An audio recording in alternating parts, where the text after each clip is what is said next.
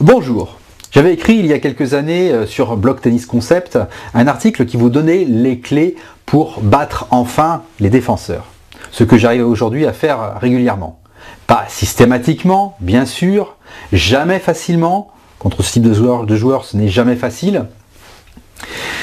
Mais je me trouve plus, comme il y a quelques années, dans une sorte de face à un problème insoluble.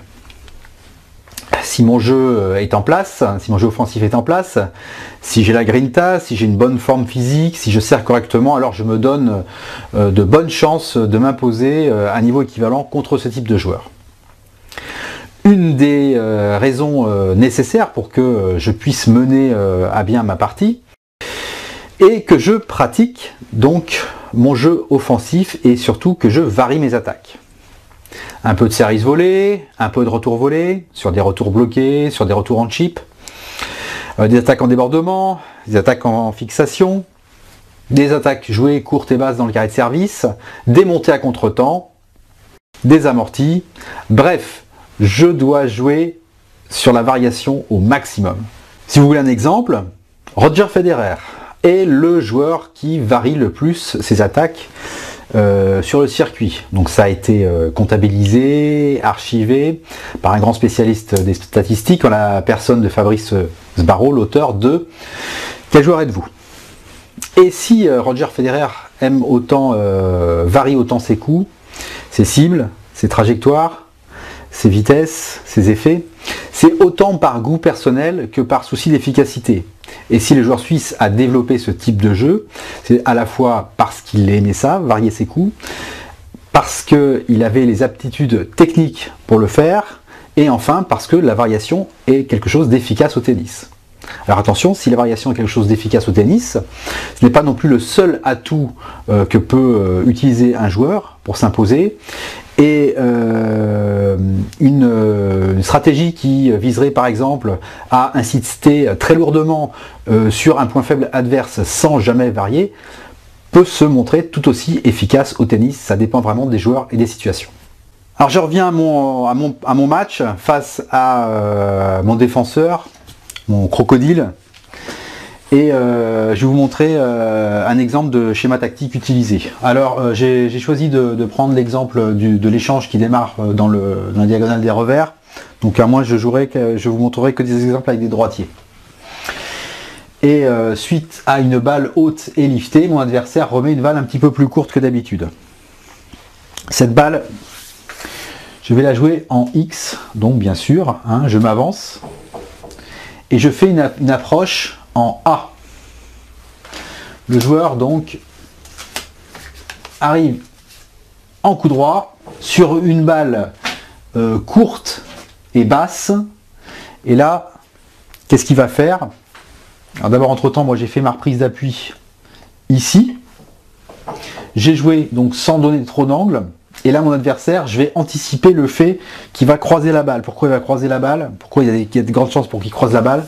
Parce que si la balle a vraiment été basse, faire un décroisé long de ligne, ça va être un petit peu compliqué. Et comme c'est un défenseur, et qui va choisir la régularité dans la défense, il va essayer de me faire jouer une volée difficile croisée.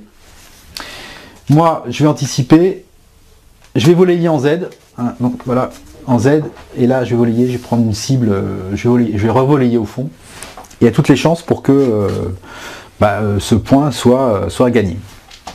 Alors attention, pour pratiquer ce genre de schéma tactique, 3 conditions. La première condition, quand vous jouez votre approche, il faut vraiment qu'elle soit basse, courte et surtout basse. C'est-à-dire que votre adversaire donc va prendre la balle en coup droit. Vous jouez au milieu, il a le choix entre le revers et le coup droit, il va choisir le coup droit. Si vous jouez contre un défenseur, une balle, vous faites jouer un coup droit à hauteur de hanche, il y a toutes les chances pour qu'il vous aligne sur le passing. Y compris s'il croise et si vous savez qu'il croise.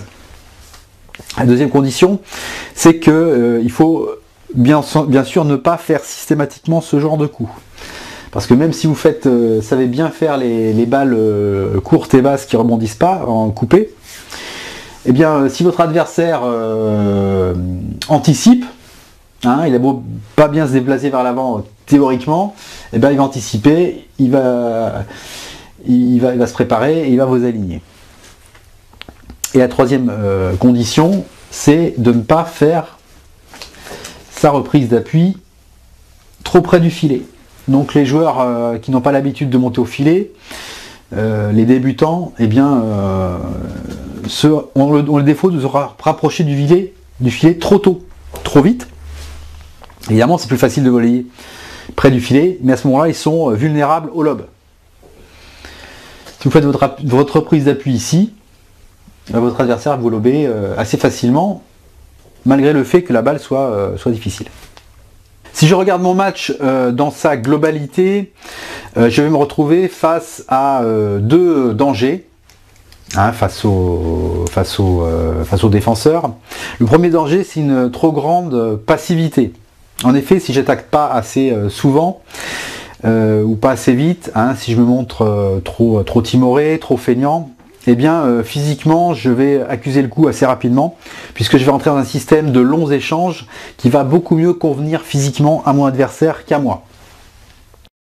Ensuite, techniquement, si je fais de trop longs échanges, je vais accumuler les fautes, parce que j'ai un seuil de régularité plus faible que le défenseur. Pourquoi un joueur offensif qui pratique la variation a un seuil de régularité plus faible que celui d'un défenseur?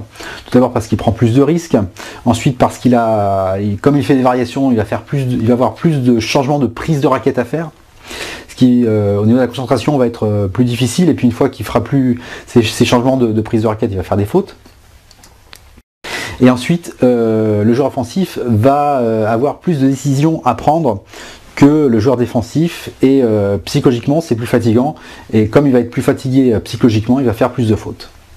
Le danger numéro 2 qui me guette, c'est un danger un petit peu plus subtil, c'est de vouloir battre le défenseur en pratiquant un jeu d'attaquant de fond de cours.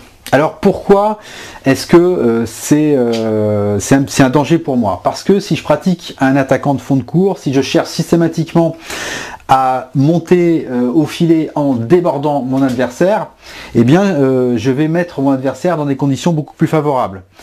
Première raison, mon adversaire, si j'essaye de le déborder par des balles de fond de cours, eh bien il va pouvoir rester dans la zone qui se situe derrière la ligne de fond, à balancer ses défenses, ses passings, etc. Et ça, c'est sa zone privilégiée. La deuxième chose, c'est que je vais l'obliger à courir latéralement. Or, courir latéralement, il adore ça, c'est ce qu'il préfère. Et enfin, le troisième problème, c'est que je vais lui envoyer régulièrement des balles avec du rythme, avec de la rapidité. Et en fait, mon adversaire, donc le défenseur, le rameur, il adore ça, les balles rapides, parce que sa grande passion, c'est de ralentir les jeux rapides. Donc là, on lui donne un petit peu du grain à moudre. Et donc moi, si je pratique un jeu d'attaquant de fond de cours sans réfléchir, eh bien je perds le match. Mais maintenant, on va voir le cas. Je vais essayer de me mettre à ta place, c'est-à-dire si toi tu es un attaquant de fond de cours. Donc, si tu es un attaquant de fond de cours, je te conseille, toi, de pratiquer ton jeu d'attaquant de fond de cours et de ne surtout pas rentrer dans le jeu du défenseur, bien sûr. Mais ton jeu d'attaquant de fond de cours, je vais te demander de l'aménager de cette manière-ci. Alors, mon premier conseil, c'est d'avancer et de prendre la balle le plus tôt possible. Alors, si tu as l'habitude de jouer ton jeu, par exemple, en étant confortablement installé 2 mètres de la ligne de fond pour envoyer tes accélérations et tes coups puissants, eh bien là, tu vas te rapprocher à 1 mètre, à 50 cm. Tu vas essayer de prendre la balle le plus tôt possible. Dans quel but? Dans le but de prendre du temps à ton adversaire, de lui mettre la pression. Et ton adversaire, si tu réalises bien cette première partie du plan, il va t'envoyer des balles courtes. Ces balles courtes, ce sera mon deuxième conseil, il faut que tu les exploites intelligemment. Alors peut-être que tu aimes beaucoup sur une balle courte accélérer longue ligne. Et bien là, quand tu as une balle courte, il faut savoir que tu as plusieurs possibilités. Et donc les 3 grosses possibilités, on va dire, ça va être l'accélération de longue ligne, la remise croisée, et la troisième possibilité qu'il va falloir que tu utilises en alternance, c'est la balle courte croisée. La balle courte croisée qui va sortir ton adversaire, certes, mais il va obliger ton adversaire à jouer, à se déplacer en diagonale et vers l'avant. Et ça, les déplacements vers l'avant, il n'aime pas, tu le sais. On va voir ça tout de suite sur un schéma tactique que j'ai pris en exemple. Le schéma tactique que je te propose. Donc cette fois-ci, on joue dans la diagonale des coups droits. Et à force de jouer donc près de la ligne, tu as mis ton adversaire sous pression et il va t'envoyer une balle courte. Cette balle courte, tu vas la jouer en X. Et là, première possibilité, tu vas faire ton accélération long de ligne en A. Tu vas faire ta reprise d'appui en Y. Et ton adversaire donc va tenter un coup croisé et toi tu vas conclure en volleyant court croisé. Deuxième possibilité, tu joues en avançant, tu prends la balle tôt, ton adversaire te fait une balle courte, tu vas la jouer en X, mais là cette fois-ci, au lieu de jouer en A, tu vas jouer une balle courte croisée en A'. En A', donc ce qui va obliger ton adversaire donc à jouer en avançant, à excentrer complètement. En plus, comme tu as su intelligemment alterner les accélérations long de ligne avec les balles courtes croisées, ton adversaire va être surpris, il va avoir une balle difficile et donc il va jouer une balle qui a toutes les chances d'être très facile et donc quel que soit l'endroit où il va jouer, si sa réplique est faible, et bien toi il ne te reste plus qu'à réaccélérer en A cette fois-ci pour conclure le point. Dernier conseil que je vais vous donner donc pour obtenir des balles courtes face à un défenseur, c'est n'oubliez pas de régulièrement jouer fort au centre. Pourquoi fort au centre? Surtout si vous êtes avancé, que vous avez pris la balle tôt. Eh bien parce que votre adversaire, le défenseur, d'abord il adore se déplacer latéralement. Il adore croiser les balles.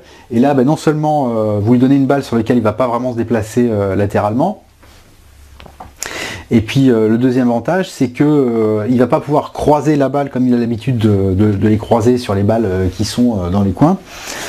Et donc vous avez un adversaire qui va avoir plus de mal à contrôler la longueur de balle, et donc vous allez avoir plus de balles courtes à votre disposition, et donc plus de possibilités pour les exploiter. Et donc de ne pas rentrer dans le système d'échange long par lequel votre adversaire risque de vous coincer. Alors, j'en termine ici pour cette première partie, comment battre un rameur version 2019. Si vous avez aimé cette vidéo, eh bien un petit clic sur le pouce bleu. Si vous n'avez pas aimé cette vidéo, eh bien un petit clic sur l'autre pouce. Si vous ne voulez manquer aucune de mes prochaines vidéos, et notamment la deuxième partie de comment battre un rameur en 2019, partie 2, que je vais publier très bientôt, eh bien abonnez-vous à ma chaîne. Si vous avez des questions, eh bien vous avez les commentaires pour ça, n'hésitez pas. Je vous dis à très bientôt.